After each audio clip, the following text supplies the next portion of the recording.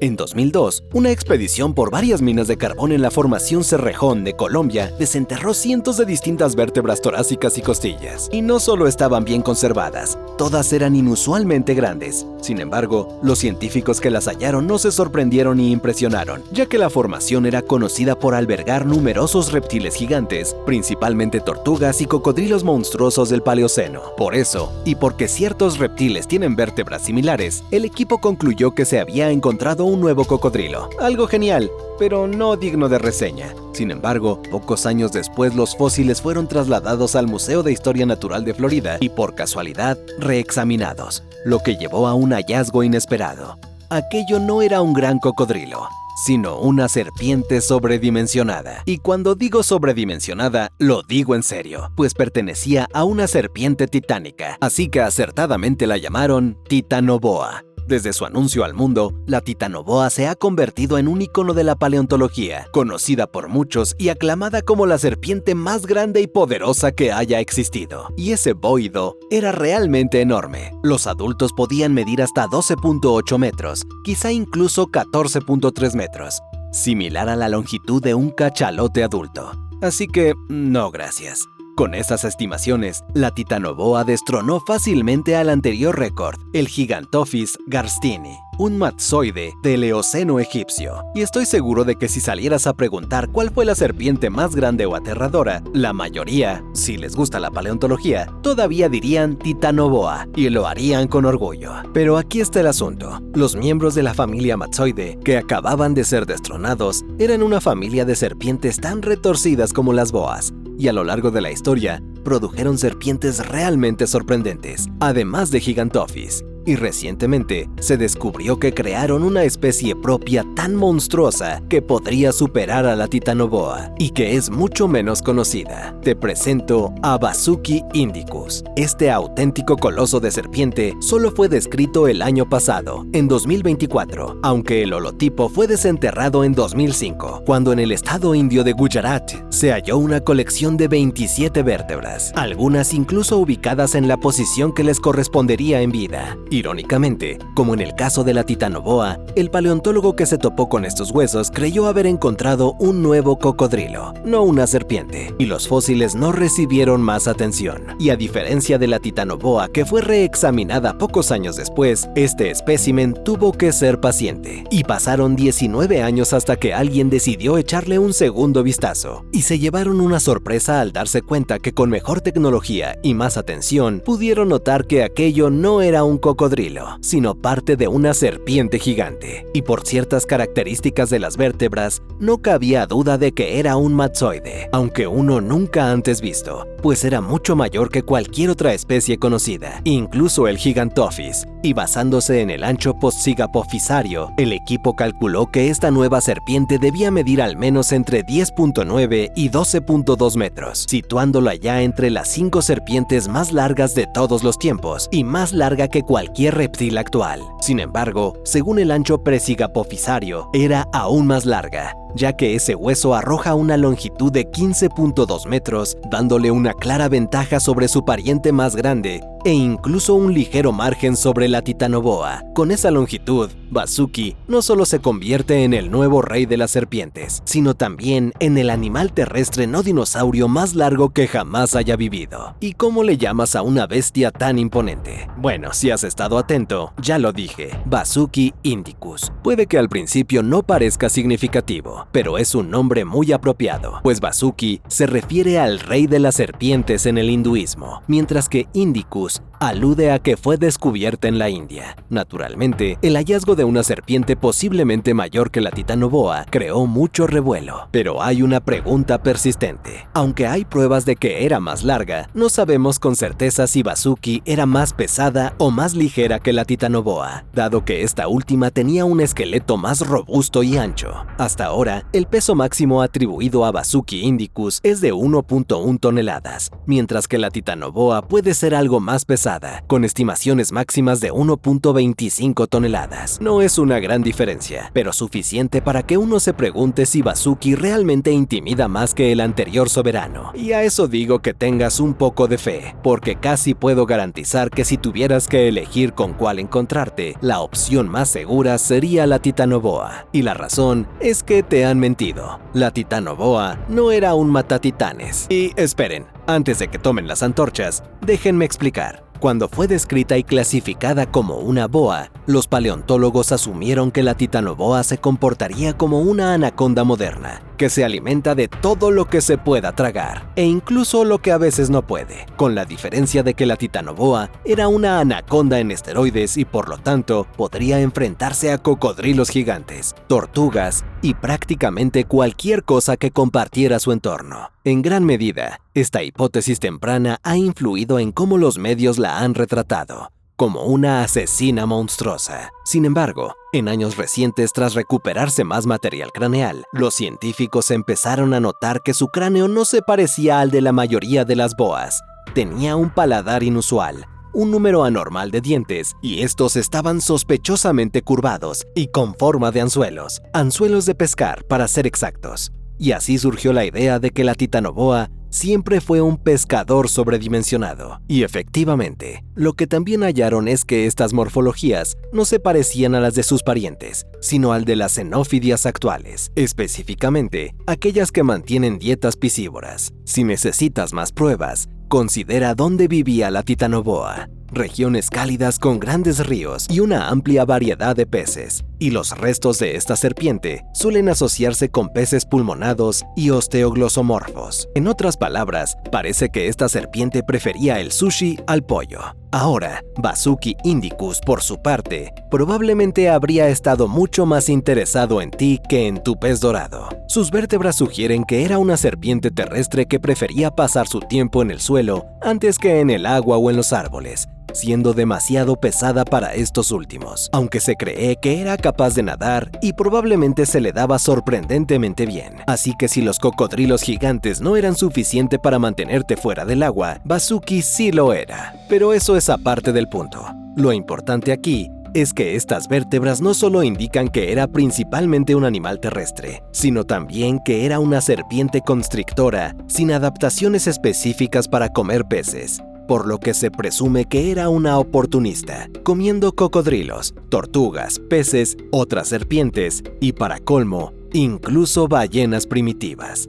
Así que su apetito era considerable. Y hay algo que hace a Vasuki aún más terrorífica. Si viajaras a su época, no andarías corriendo mientras te persigue, porque su enorme tamaño la hacía bastante lenta e inmóvil. En cambio, tendrías que estar alerta en todo momento, porque para compensar su falta de velocidad, Vasuki indicus evolucionó para ser una experta en emboscadas que utilizaban el camuflaje para atacar a sus presas desprevenidas, a las que luego mataba aplastando. Y quizá pienses que no hay manera de pasar por alto una serpiente de 1 tonelada. Y sí, su tamaño la haría un poco más visible. Pero no olvides que las serpientes son muy buenas ocultándose, muy buenas. Incluso hay una hipótesis de que los humanos desarrollamos buena visión por ellas. Y déjame decirte, si crees que es mala idea cruzarte con Vasuki, espera a oír cómo te comería. No es bonito. Quizá ya lo sepas si viste uno de los videos anteriores, pero el grupo al que pertenecía los Matsoide era una familia bastante antigua de serpientes que apareció unos 28 millones de años antes que las boas, en el Cretácico tardío. Debido a esta antigüedad, eran bastante primitivos, y una muestra de ello era la constitución de sus mandíbulas, que a diferencia del de las boas, carecía de un hueso cuadrado extra y de tendones elásticos que en las boas les permite abrir la boca a ángulos descomunales. Sin estas adaptaciones, los Matsoide, aunque eran constrictores, no podían tragar a sus presas enteras. Al principio suena bien, pero la verdad preferirían que se las tragaran, porque en lugar de engullir, resolvían el problema usando dientes tipo varano para arrancar trozos de carne del tamaño de un bocado. Y ser devorado por uno podía parecerse más a lo que hacen los dragones de Komodo con los ciervos o las anguilas con sus presas. gruesas. No resulta agradable. Pero por suerte para ti, si te atrapaba una Bazuki, probablemente no tendrías que preocuparte de sentir sus dientes desgarrar tu carne, porque sus constricciones mataban a la presa a la velocidad del rayo, gracias a su fuerza descomunal. Tomemos a la anaconda, un depredador tan temido que da para una franquicia, y puede apretar con 90 psi. Impresionante. Sin embargo, Bazuki indicus la deja como un aficionado. Sus vértebras son hasta 6 veces más anchas que las de una anaconda, es decir, su apretón era bastante más firme, y sus contracciones máximas generaban fuerzas similares a la mordida de un cocodrilo. Buena suerte sobreviviendo a eso. Además del ancho de sus huesos, vemos que a lo largo del esqueleto de Bazuki poseía costillas relativamente altas que ayudaban a formar un tronco cilíndrico más fuerte, así como vértebras transversalmente anchas y un arco emal amplio. En otras palabras, tenía muchas zonas de inserción donde irían potentes músculos. Así que esta serpiente definitivamente iba al gimnasio. Bueno, por así decirlo. Y cuando consideras todo esto, llegas a la conclusión inquietante de que si esta serpiente resucitara, muchos de nosotros estaríamos en problemas. Y a esto agrega que Bazuki probablemente tenía una excelente vista y un agudo sentido del olfato gracias a su lengua bifurcada, que le permitía a ella y a otras serpientes recoger partículas de olor del aire, lo que significa que mientras los animales tenían que estar muy vigilantes para verla, ella sabría dónde estabas pasara lo que pasara. Es seguro que era bastante peligrosa en un paquete completo, aunque su diseño tenía un inconveniente. Mantener una serpiente gigante de sus proporciones requiere mucho, y básicamente un entorno muy específico, por lo que Bazuki indicus no parece ser tan común, sino más bien una rareza, con fósiles conocidos solo de India y además de un solo lugar, la formación Naredi de Gujarat. Durante el Eoceno Medio, la India era mucho más cálida que ahora, y además aislada del resto del mundo, al seguir siendo una isla que se movía hacia el norte. Y como resultado de estos dos factores, surgieron muchos entornos únicos y evoluciones extrañas que dieron lugar a Bazuki, quien habitaba específicamente hábitats en mosaico como los pantanos de aguas tranquilas. Allí había una abundancia de otras formas de vida, en muchos casos, grandes, que proporcionaban a Bazuki los recursos necesarios para alcanzar su tamaño. Hasta ahora se sabe que vivió junto a muchos seres, incluidos bagres, tortugas, cocodrilos y las primeras ballenas, Andreosiphius y Kutchicetus, que eran tan tempranas en el árbol evolutivo que probablemente aún no eran totalmente acuáticas, por lo que las serpientes cazando ballenas en tierra pudo haber sido una posibilidad real. Bastante alucinante, ¿verdad? Junto con otros animales conocidos de este entorno, los paleontólogos también conocen una miríada de seres que casi con seguridad se cruzaron con Bazuki, dadas la cercanía de sus hallazgos en Naredi. Parecía que toda la región estaba repleta de ballenas primitivas, concretamente Carodacetus, Indocetus, Babiacetus y Dedacetus, además de sirenios primitivos, Protosiren, Eosiren y Eoteroides, algunos de los cuales se aventuraban en tierra debido a la presencia de extremidades. Así que las pobres vacas marinas también tenían que andarse con cuidado. Y había algo en esta zona que sacaba lo mejor de las serpientes, pues Bazuki no era la única. También se conocen varias especies de pitones, y de hecho, pensamos que las pitones que vivían en este entorno son las mismas que siguen viviendo allí el día de hoy, prueba de lo eficientes que son las serpientes. Y si este lugar ya te suena demasiado lleno de ofidios, tengo malas noticias, porque como dije,